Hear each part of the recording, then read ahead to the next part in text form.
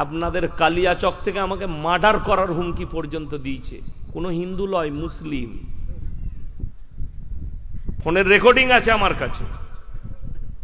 মুথাবাড়িতে পেলে তোমাকে মার্ডার করব।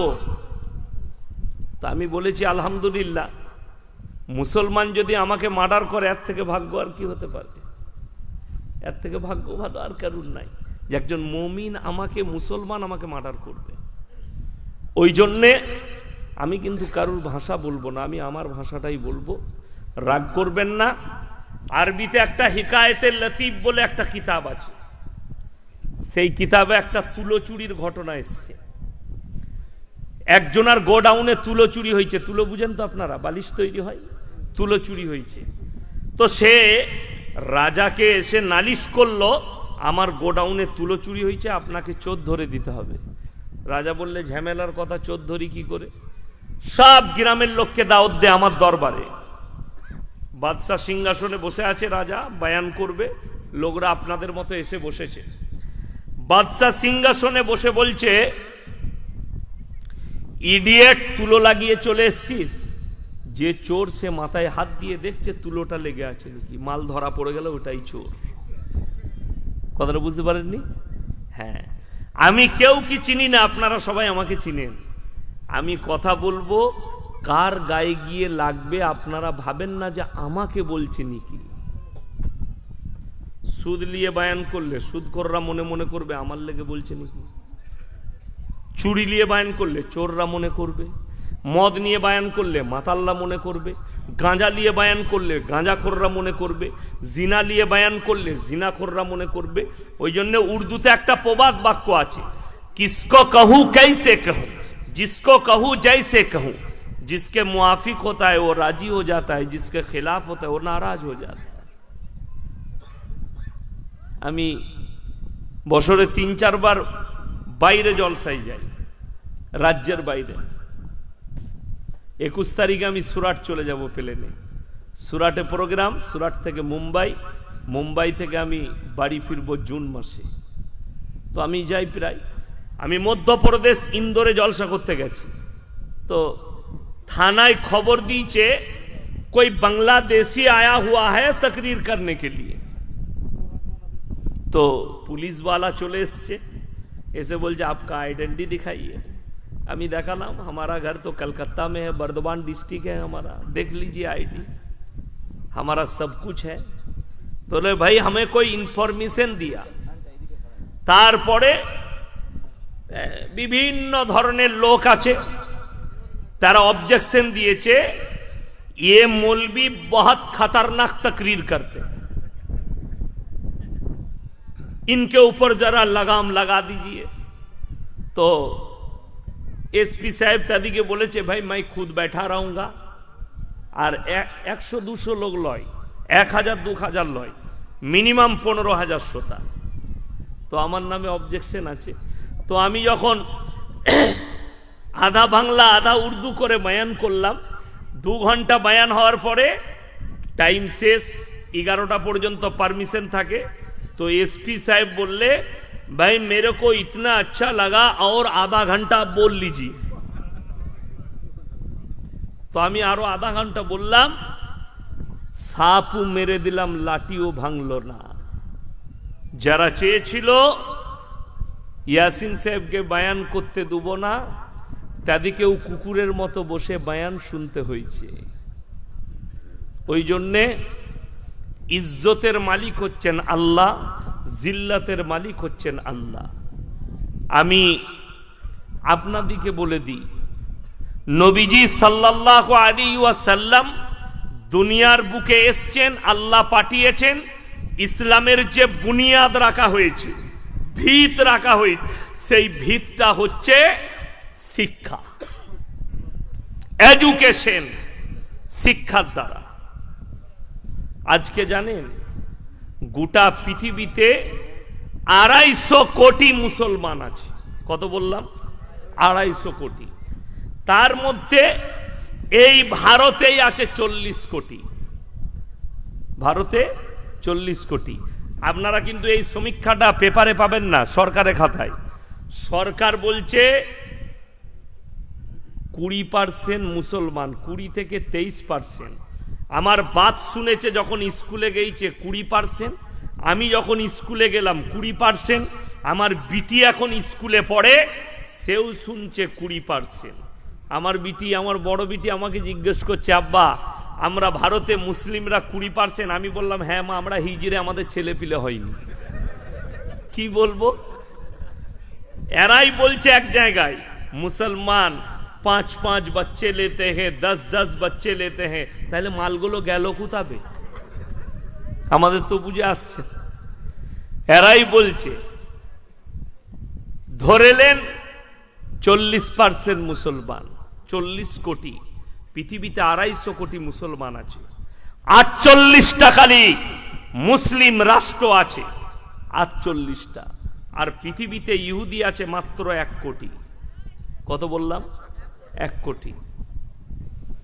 1 কোটি ইহুদি, 250 কোটি মুসলমান। যদি এই 48টা দেশ খালি একবার 1 ঘন্টার লেগে ঘেরে মিসাইল চালিয়ে দেয়, সব মাছ মরা হয়ে যাবে। মাছ মরা জানেন? মাছ মরা হয়ে যাবে। কিন্তু দুঃখের বিষয়, তারা শিক্ষার দ্বারা, এডুকেশনের দ্বারা, তারা ব্রেন আর বিবেক আর বুদ্ধির দ্বারা, তারা কূটনীতির দ্বারা গোটা পৃথিবীকে ক্যাপচার করে রেখেছে।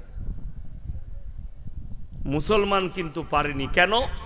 এরা তো নবীজি সাল্লাল্লাহু আলাইহি সাল্লামের আদর্শ থেকে সরে গেছে।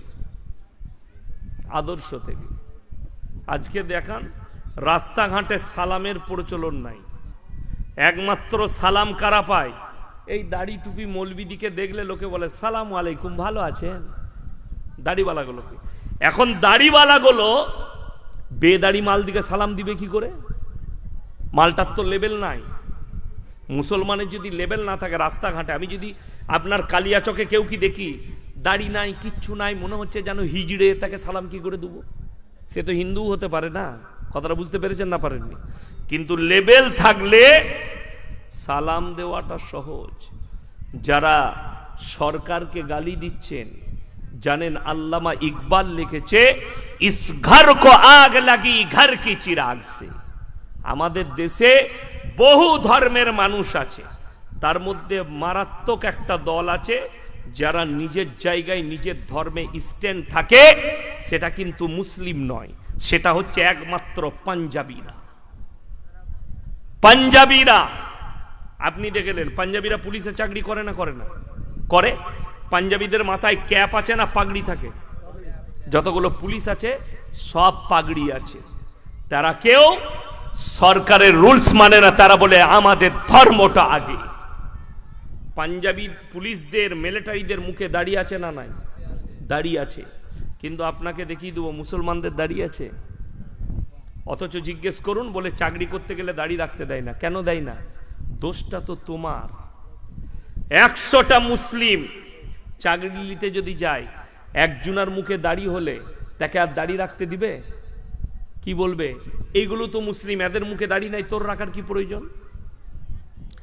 কিন্তু 100টা মুসলিমের মধ্যে 100 জনের মুখেতেই দাড়ি থাকলে তাদের হিম্মত ছিল না দাড়িতে হাত লাগিয়ে দিই।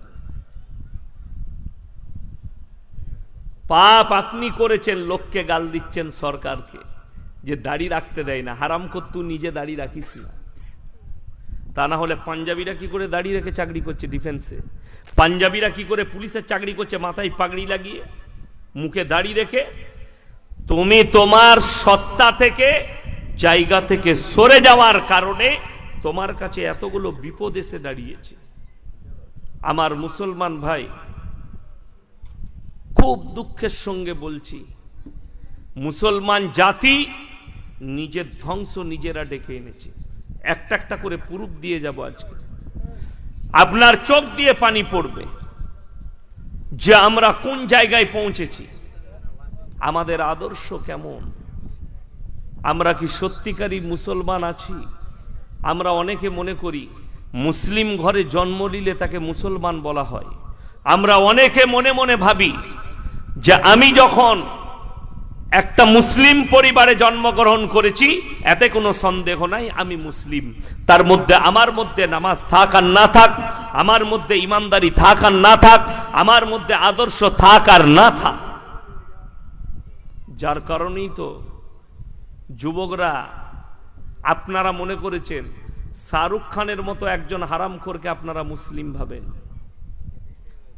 যেমন আপনাদিকে বলে দিই, আমার যারা বাপের বয়সী আছে তারা জানবে, যারা আমার মায়ের বয়সী আছেন তেনারা বুঝতে পারবেন। এমন একটা যুগ গেছে মানুষের কাছে কাপড় থাকেনি, তারা ছিঁড়া কাপড় পরে সময় কাটিয়েছে। ঠিক বললাম না ভুল বললাম? আর এখন সেটা কি ছিল? অভাব। কি ছিল সেটা? অভাবে মানুষ ছিঁড়া কাপড় পরেছে। আর এখনকার হারামখোরগুলো স্বভাবে কাপড় পরছে ছিঁড়া। কালিয়াচক থেকে নতুন প্যান্ট ঈদের কিনে নিয়েছে, দিয়ে হারামখোর ঘরে প্যান্টটা ফাড়ছে। মা বলছে প্যান্ট ফাটছে কেন? বলে তুই বুঝবি না, ডিজাইন। ডিজাইনই শেষ করে দিয়েছে সব, ফাড়া প্যান্ট। এইগুলো হচ্ছে আপনার পরিবর্তন পৃথিবীর। শুনেলেন, দ্বীনি ইলম হাসিল করা ফরজ। কতটা ফরজ? আলেম হতে হবে, মুহাদ্দিস হতে হবে, হাফেজ কারি মোল্লা মুফতি হতে হবে না। অতটা ইলম আপনি হাসিল করুন যতটা করলে আপনি হারাম হালালটা চিনতে পারবেন, দিন আর বদ্দিন চিনতে পারবেন, শিরক আর বেদাত চিনতে পারবেন, কুফরিটা চিনতে পারবেন। দুঃখের কথা বলবো, এই কালিয়াচকের কথা বলছি। 31শে ডিসেম্বর, তারিখটা কত বললাম? 31শে ডিসেম্বর আমার জলসা ছিল গয়েশ বাড়ি, সুজাপুর গয়েশ বাড়িতে। জলসা শেষ করলাম 11টা 45-এ। কটায়? 11টা 45। আমার গাড়িটা 13 মিনিট সময় লাগলো কালিয়াচক মোড়কে আসতে, স্ট্যান্ডকে আসতে। 3-4টা লরি দাঁড়িয়ে আছে। গাড়িটা আমার ওভারটেক করে সামনে গিয়ে দাঁড়ালো। মুসলিম যুবকরা রেডি হয়ে আছে, কমপক্ষে 50,000 থেকে 1 লাখ টাকার বোম লাগিয়ে 1 জানুয়ারি পালন করবে তারা। যেমনি ঘড়িতে 12টা বাজলো, 12টা 1 হলো, সমস্ত বোমগুলো ফাটালো। এরা কেউ অমুসলিম নয়, সমস্ত কটা মুসলমানদের ছেলে। এটা আমি মিথ্যা বলিনি, একদম আমার চোখের সামনের দৃশ্য। গেল আপনাকে বলে দিই, আপনি আপনার মালদায় চেক করবেন। মুসলমান কেন পেঁচিয়ে বলে দিই, মালদা ডিস্ট্রিক্টে আপনি চেক করবেন, গোটা মালদা। আমি আমার বর্ধমানের কথাও বলতে পারি, বর্ধমানও আছে। ঈদের নামাজ হয়েছে, ঈদ উপলক্ষে বুগি বুগি ড্যান্স, ঈদ উপলক্ষে ফাংশন, ঈদ উপলক্ষে ড্যান্স হাঙ্গামা, ঈদ উপলক্ষে লোটো গান, ঈদ উপলক্ষে অমুক। আপনি দেখতে পাবেন মালদাতে, আপনি দেখতে পাবেন আমার বর্ধমানে। চলুন, রাম নবমী হিন্দু ভাইরা পালন করে। আমরা যে দেশে বাস করছি, হিন্দু মুসলিম জৈন বৌদ্ধ খ্রিস্টান সব বাস করি। আর ভারতের সংবিধানে আছে সবাই নিজের নিজের নির্দ্বিধায় ধর্ম পালন করতে পারবে। আমরা নামাজ পড়ি, আজান দিই, আমরা ঈদ বাকরা ঈদ পড়ি।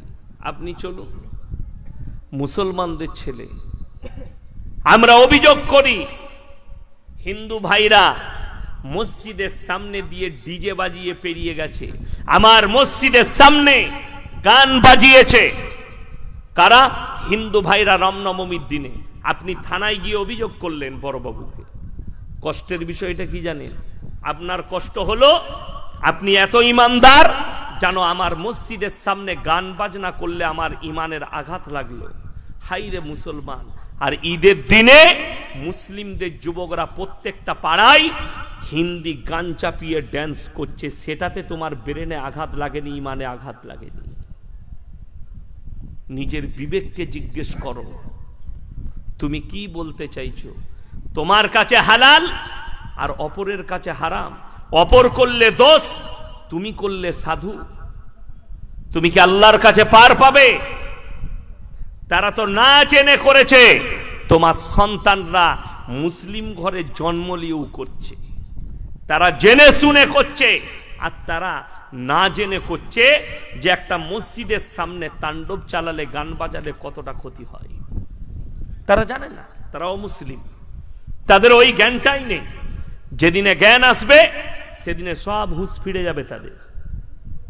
এখন বর্তমানে যাদের ইমানটা সব থেকে বেশি মজবুত কাদের জানেন? যারা হিন্দু থেকে মুসলিম ধর্ম গ্রহণ করছে তাদের। একটা ন মুসলিম ইসলাম গ্রহণ করেছে, তার ইমান বেশি মজবুত। আর আল্লাহর কসম করে বলছি, আপনি কোন হিন্দুকেও আপনি জাহান্নামী বলতে পারবেন না মৃত্যুর আগে পর্যন্ত, বলা যাবে না, আপনি বলতে পারবেন না। যদি বলেন কেন, তার একটা প্রুফ শুনেলেন। আল্লাহ যাকে হিদায়েত দিবে সে হিদায়েত পেয়ে যাবে। মানুষ যদি চায় নিজের পরিবর্তন আনবো, আল্লাহ পরিবর্তন দিবে। বাবরি মসজিদে যে লোকটা প্রথম হামবার চালিয়েছে তার নাম বলবীর সিং, আল্লাহ তাকে ঈমান দান করেছিল। জোরে বলুন সুবহানাল্লাহ। শুধু ঈমান দেয়নি, সেই লোকটা নিয়ত করেছিল আমি 90টা মসজিদ তৈরি করে যেন আল্লাহ আমাকে দুনিয়া থেকে তুলেন। সেই লোকটা 74টা মসজিদ তৈরি করে তারপরে দুনিয়া থেকে বিদায় নিয়েছে। আল্লাহ কবুল করে নিয়েছে। তো সে ইসলামে আসার পরে বুঝতে পেরেছে মসজিদ কি, আল্লাহর ঘর কি, আমি কত বড় পাপ করেছি, কত বড় অন্যায় করেছি। এমনি আল্লাহ ঈমান দেয়নি। সে মসজিদ তো ভেঙেছিল। ওই বাবরি মসজিদের 2টো ইট নিয়ে এসেছিল বুইয়ে। তার মা বাবা জিজ্ঞেস করলে, বন্ধু এই ইটটা কি করবি? তার মধ্যে এতটা বিদ্বেষ ছিল বলবীর সিং এর মধ্যে, সে বলেছিল আমি এই ইটটাই, এই মসজিদের ইটে সকাল আর সন্ধ্যা 2টো টাইম পিশাব করব। কিন্তু আল্লাহ তাকে কবুল করেছে। যে ইটে, বাবরি মসজিদের ইটে সকাল আর সন্ধ্যা পিশাব করেছে, আল্লাহ তাকে ঈমান দিয়ে তার হাত দ্বারা 74টা মসজিদের বুনিয়াদ রাখলেন। জোরে বলুন সুবহানাল্লাহ। আরে বড় কষ্টের বিষয়, একটা বাবরি মসজিদ চলে গেছে, মুসলমানদের ছেলেরা ফেসবুকে কমেন্ট করে ফাটিয়ে দিচ্ছে আমাদের বাবরি চলে গেছে। তুমি কাঁদছো বাবরি মসজিদের জন্য, আর তোমার মসজিদ কাঁদছে তোমার জন্য, তুমি জীবনে নামাজ পড়তে যাও না। আপনি দেখে নেন, ইমাম সাহেবরা ভালো বুঝবেন। রোজার মাসে মসজিদে জায়গা ছিল না, আর ঈদের দিন থেকে মুক্তাদি খুঁজে পাওয়া যাচ্ছে না। ঠিক বললাম না ভুল বললাম? মাল কটা নাই, হারিয়ে গেছে, আর খুঁজে পাওয়া যাবে না আবার আগামী ঈদে। ওই জন্য অনেকজন আমাকে গাল দেয়, আরে মূর্খ, আমি যেটা বলি বিবেক দিয়ে ভাববে। একজন ফোন করে বলছে, হুজুর আপনি খুব খারাপ লোক। আমি কেন, আমি কি খারাপই করলাম ভাই? বললে আপনি বলেছেন 27-এর রাতে ইবাদত করা হারাম। আমি বললাম বুকা, হারাম শব্দ বলেছি আমি কি বলেছি? যে যদি কেউ মনে করে সারা বৎসর নামাজ পড়ব না, সারা রমজান নামাজ পড়লাম না, খালি 27-এর রাতে চালিয়ে পেরিয়ে যাব, সে মালটা ফেরে পড়বে। আমার ভাষা ওইটা, আমি ওর বিরোধী। আপনি মনে করেছেন মুসলমান সবাই, মাথা তো সবাই ঠুকে, নাস্তিক ছাড়া এই মাথাটা সবাই ঠুকে। কেউ পূবে ঠুকে, কেউ পশ্চিমে, কেউ উত্তরে, কেউ দক্ষিণে, কেউ গাছের সামনে, কেউ কবরের সামনে, কেউ ঠাকুরের সামনে, কেউ সূর্যের সামনে, কেউ আগুনের সামনে। ওই জন্য তো আল্লাহ শর্ত রেখে দিয়েছেন, লাইসাল বিররান তুওয়াল্লু বুজুহাকুম কিবালাল মাশরিকি ওয়াল মাগরিব ওয়ালাকিন্নাল বিররা মান আমানা বিল্লাহ। সূরা বাকারার আয়াত। হে নবী বলে দাও, পূব কিংবা পশ্চিম দিকে মাথা ঠুকার নাম ঈমান নয়। প্রকৃত ঈমান মান আমানা বিল্লাহ, আল্লাহর উপরে বিশ্বাস, ওয়াল ইয়াউমিল আখির। আমাদের দেশের লোক জানে পশ্চিম দিকে মুখ করে নামাজ পড়তে হয়, জানেন না? আমাদের ওখানে ফুটবল খেলা হচ্ছিল, তো বিভিন্ন গ্রামের লোক ফুটবল খেলা দেখতে যায়। তো কিছু এলাকার ছেলে জড়ো হয়েছে, মুসলিমদের ফুটবল খেলা দেখছে। তো একজন চাচা আছে, নামাজ ফামাজ পড়ে মোটামুটি, তো তাকে বলছে, চাচা এখন হাফ টাইম হয়েছে, আসরের নামাজটা পড়েলি। তো সবাই পুকুরে উজু করে মাঠেতে নামাজ পড়ছে আসরের। চাচা কি করেছে, দক্ষিণ দিকে মুখ করে নামাজ পড়িয়ে দিয়েছে। চাচাকে বলছে, চাচা এটা দক্ষিণ দিক গো।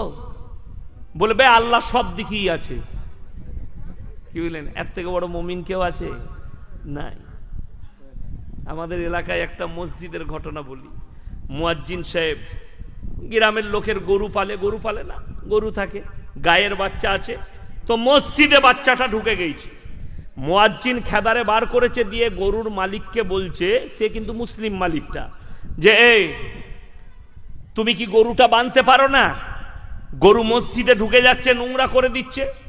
তো মুয়াজ্জিনকে সে বলছে, তুই স্কুলে গেছিস, তোর বুদ্ধি নেই। বলে কেন? বলে ই অবলা জন্তু বলে মসজিদে ঢুকেছে, আমাকে কোনোদিন দেখেছিস আমি ঢুকেছি?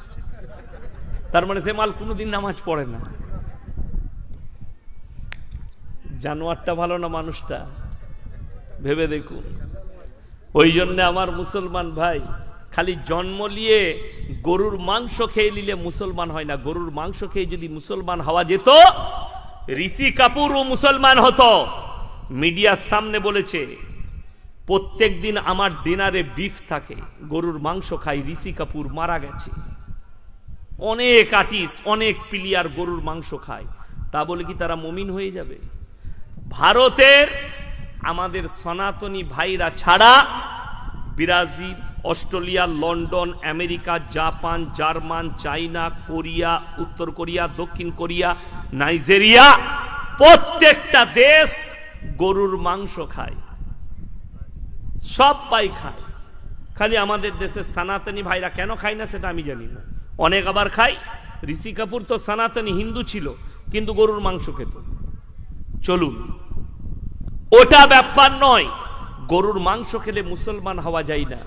মুসলমান হতে গেলে ইমানদার হওয়ার জন্য আল্লাহর উপরে বিশ্বাস হচ্ছে 1 নম্বর শর্ত। মান আমানা বিল্লাহ ওয়াল ইয়াউমিল আখির, আমার পরকালের প্রতি, আমি তোমাদের জন্য পরকাল একটা রেখেছি সেটার প্রতি।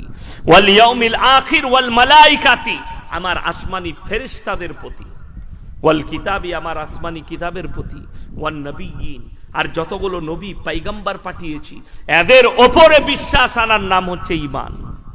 বর্তমানে আপনি নিজেকে মুসলমান বলছেন, ইমানদার বলছেন, আপনি বলছেন আমি সব কিছু বুঝি। মুসলমান হারাম হালাল কতটা বুঝেছে বলে দিই। আপনি হাই রোডে চেপেছেন, মালদা যাবেন, না হলে মুর্শিদাবাদ কলকাতার দিকে যাচ্ছেন, পেরিয়ে গেলেন ধুলিয়ান, পেরিয়ে গেলেন উমরপুর, একটা হোটেলে দাঁড়িয়েছে মুসলিমদের ছেলে, ঢুকেই বলছে 1 বোতল মদ দে তো ভাই। মদ খাওয়া হয়ে গেল তার। এরপর জিজ্ঞেস করছে মুরগির মাংস আর রুটি নিয়ে আয়।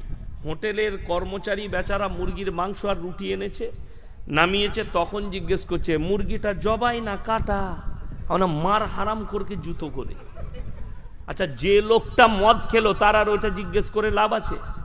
লাভ নেই। দ্বীনি ইলম না থাকার কারণে এটাই জানে না যে মদটাও খাওয়া হারাম, কাটা মাংসটাও খাওয়া হারাম। মুসলমান শুনেলেন, আপনি দোয়া করছেন, আল্লাহ আমার মালে বরকত দাও, আল্লাহ আমার পয়সায় বরকত দাও। দোয়া কবুল হওয়ার জন্য প্রথম শর্ত হচ্ছে হালাল খাবার।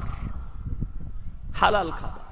আপনি যদি সকালবেলায় উঠে মালদা যান, আপনি যদি বহরমপুর যান, আপনি যদি কলকাতায় যান, কোন হোটেলে রেস্টুরেন্টে খেতে গেলে আপনাকে জিজ্ঞেস করতে হবে দাদা মুরগিটা জবাই না কাটা? করতে হবে না? হবে না। কেন? আপনার জন্য শর্ত আছে হালাল খাবার। আপনি এটা বুঝে গেলেন আমাকে জবাই করা মাংস খেতে হবে। সকালবেলায় উঠে আপনি বাজারে গেছেন, বাজারে গিয়ে বলছেন এই 1 কিলো জবাই করা মাংস দে। কিনছেন জবাই করা মাংস, কিন্তু টাকাটা আবার সুদের টাকা, সেই একই মাল দাঁড়িয়ে গেল। এরপর সুদখোররা যদি এ বায়ান শুনে সকালবেলায় গাল দিবে, বাজে মৌলবি এনে হিলি কারা, সুদখোর মাল কটা। তো তোমরা গাল দিলে তো কোরআনের আয়াত পাল্টাবে না। যদি বলেন কেন, আমার আল্লাহ রাব্বুল আলামিন কোরআনে বললেন ওয়াহাল্লাল্লাহুল বাইয়া ওয়া হাররামার রিবা। হে আমার নবী বলো, আমি তোমাদের জন্য সুদকে হারাম করেছি আর ব্যবসাকে হালাল করেছি। আমার নবী বিশ্ব নবী বললেন, কেউ যদি 1 টাকা সুদ খায়, নিজের মায়ের সঙ্গে 36 বার জিনা করার সমান পাপ হবে। আজকে বড় দুঃখের বিষয়, আপনি হারাম হালাল চিনলেন না। তা না হলে মুসলমান কখনো সুদ খায়? তা না হলে মুসলমান কখনো লটারির টিকিট কাটে? আপনাদের এখানে লোক কাটে না, অবশ্য কাটে, ও ভালো জিনিস। হ্যাঁ, অতি তো সব বরকত, তাই না? আলহামদুলিল্লাহ, লটারির টিকিট কেটে যদি বড়লোক হওয়া যেত, আমাদের সমাজে সব থেকে বেতন কম কার? মৌলভী সাহেবদের। তা আমরা তো রোজ 6টা 10টা করে লটারি কাটতাম, লাগা মাল লেগে গেলেই হয়ে গেল। ভাগ্যের মালিক সকলে বলুন কে? আল্লাহ।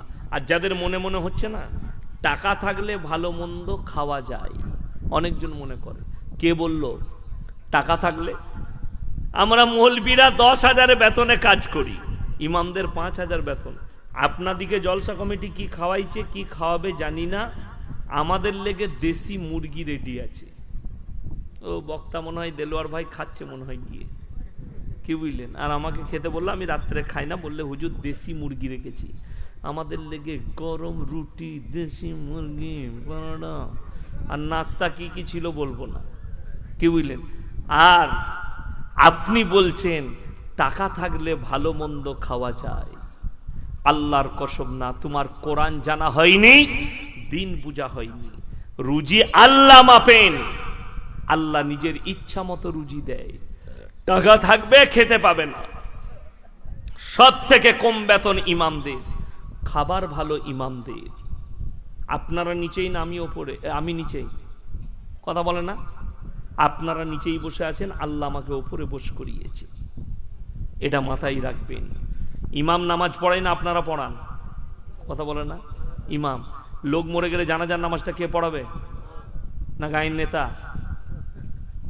হ্যাঁ, কোটিপতি নেতা নয়, ভোটটা দিতে পারো, ভোট দিয়ে এমএলএ করে দাও, এমপি করে দাও, কিন্তু এমপির বাপ মরে গেলেও সেই 5,000-এর মৌলবি জানাজা পড়াবে, তার নাম আল্লাহ। যদি বলেন হাদিস শুনান, আমার নবী বিশ্ব নবী বললেন, যারা আল্লাহর রাস্তায় দিনের পথে থাকবে, আল্লাহ মৃত্যুকাল পর্যন্ত ইজ্জতের রুজি দান করবেন। নবীজির হাদিস, আল্লাহর রাস্তায় দিনের পথে থাকো, আল্লাহ ইজ্জতের রুজি দান করবেন।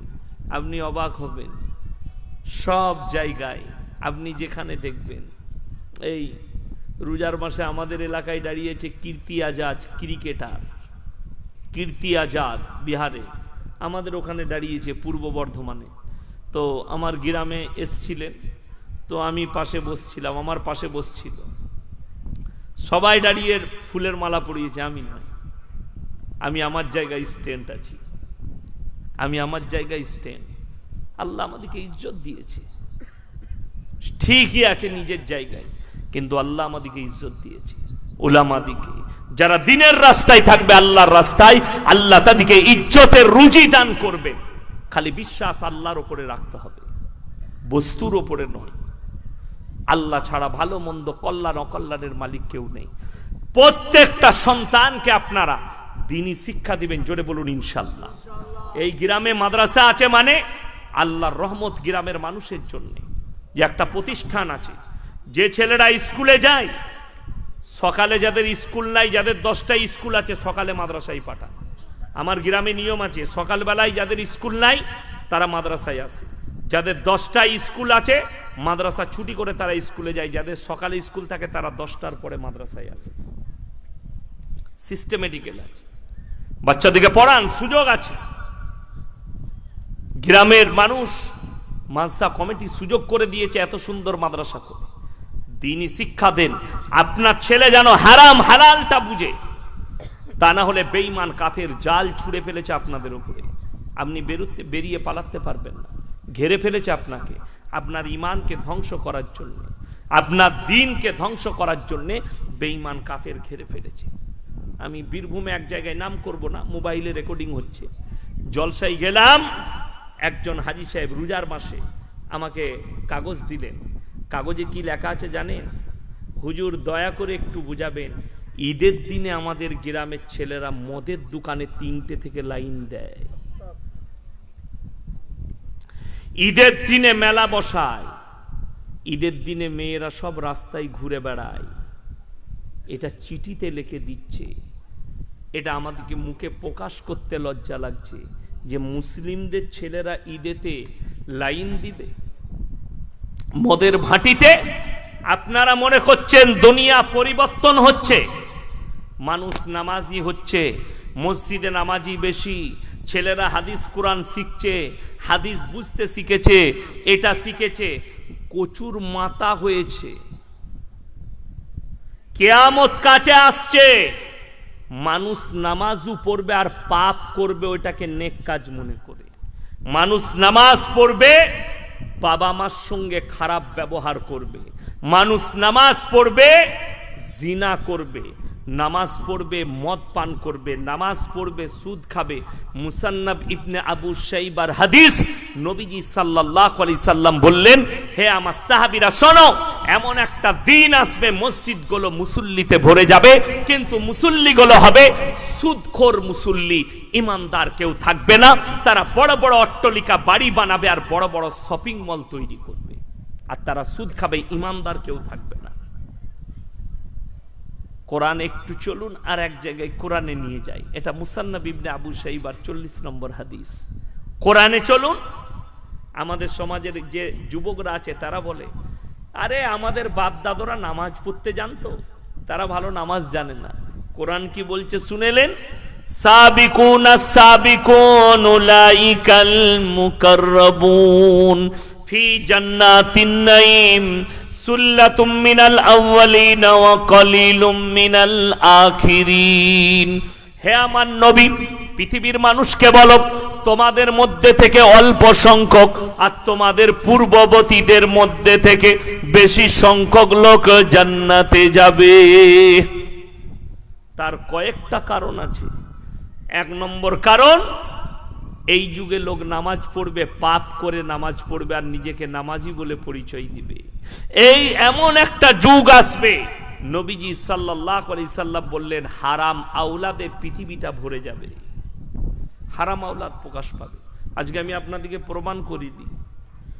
আজকে যদি আমাকে জিজ্ঞেস করেন আমার পরিচয়, আপনি কে, আমি আমার বাপের নাম বলবো না মায়ের, আমি আমার বাবার নাম বলবো। আমি বলবো মোল্লা শওকত আলী মাজাহিরির ছেলে আমি।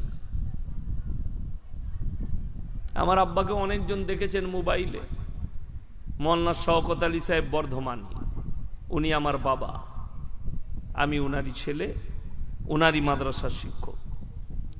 আমার ভাই, আমি আমার বাপের পরিচয় দেবো। এখানে যদি আমি কেউ কি জিজ্ঞেস করি তুমি কে, সে বাবার নাম বলবে না মায়ের, বাবা। যদি বাবা মারা যায় তাও বলবে আমি মৃত অমুকের ছেলে। আপনাদের এখানে ছাগল গরু আছে না নাই? আছে। ছাগলের ছানা হলে কার ছানা বলেন? পাঁঠার না ছাগলের? ছাগলের। গরুর বাচ্চা, গায়ের বাচ্চা হলে গায়ের বাচ্চা বলেন না ষাঁড়ের বাচ্চা বলেন? গায়ের বাচ্চা। ইনসানের, মানুষের পরিচয় আল্লাহ পৃথিবীতে ঘটালেন বাপের দ্বারা, আর জানোয়ারের পরিচয় ঘটালেন মায়ের দ্বারা।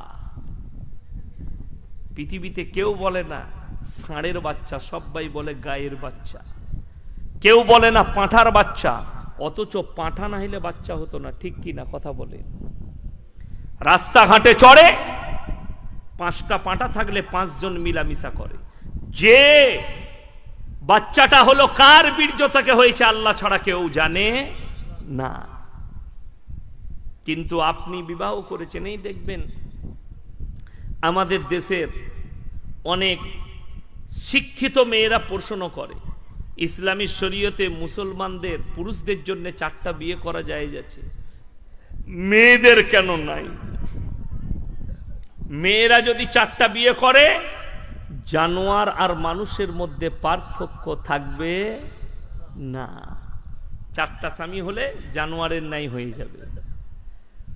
ওই জন্যে দেখবেন এই আসামের মুখ্যমন্ত্রী, এই আমার আগে আসামের বক্তা ছিল, কি বুঝলেন, এখন বাংলাতেই থাকেন উনি, কি বুঝলেন, আসামে যেও লাভ নাই। আসামের মুখ্যমন্ত্রী হিমন্ত বিশ্ব শর্মাজি, তিনি বলছেন মুসলমান 4-4 शादियां करते, इसके ऊपर कानून होनी चाहिए। স্টেজে আমরা এতজন বসে আছি, 4টা বউ কার কার আছে? হ্যাঁ, একটা নেই, ঝামেলা শেষ নাই। কি বলছেন আপনারা? दिल्ली का लड्डू जो खाएगा वो भी पछताएगा, जो ना खाएगा वो भी पछताएगा। একটা বউ, বড় কষ্ট লাগে। এরা ইলজাম লাগাচ্ছে মুসলমানের উপরে, এরা 4টা করে বউ রাখে। আচ্ছা, একটা মুসলমান দ্বিতীয় বিয়ে করতে পাবে না পাবে না? পাবে। আপনারা বলবেন, স্টেজের উলামারা নয়।